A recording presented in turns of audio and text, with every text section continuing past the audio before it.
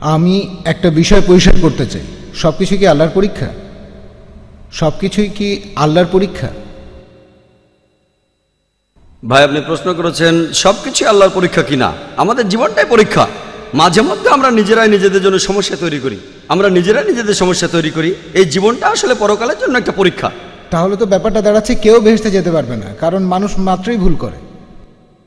ভাই, আপনি বললেন যে কেউ তাহলে বেহেশতে যেতে পারবে না কারণ মানুষ মাত্রই ভুল করে। আমি একমত, মানুষ ভুল করে, প্রত্যেক মানুষই ভুল করে। আর এজন্যই নবীজি বলেছেন আল্লাহ সুবহানাহু ওয়া তাআলার করুণা আর দয়া ছাড়া কোনো লোক বেহেশতে যেতে পারবে না। আমার লেকচারে সে কথা বলেছি যে আমরা মানুষরা ভুল করি, কিন্তু আল্লাহ সেটা মাফ করে দিচ্ছেন। তিনি গাফুর, তিনি রহিম, তিনি করুণাময়, তিনি পরোপকারী, তিনি এই লোকদের মাফ করে দেন। তবে তিনি কিছু নিয়ম কানুন মেনে চলেন। আর আল্লাহ তিনি এমন কিছু বলেন না যে তুমি দেখতে ভালো তাই মাফ করে দিলাম, তুমি দেখতে খারাপ তাই মাফ করলাম না। আল্লাহ মানুষের জন্য আইন কানুনগুলো বলেছেন কোরআনে।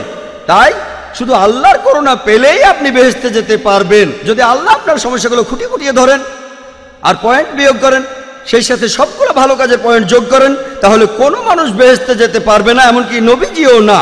নবীজি কথা বলেছেন, এটা নবীজির হাদিস। পবিত্র কোরআন বলছে আল্লাহ আপনার ভালো কাজগুলোকে 10 দিয়ে গুণ করবেন আর খারাপ কাজগুলোকে 1 দিয়ে। আর আল্লাহ এরকমই করুণাময়, তিনি মানুষকে ক্ষমা করে দেন।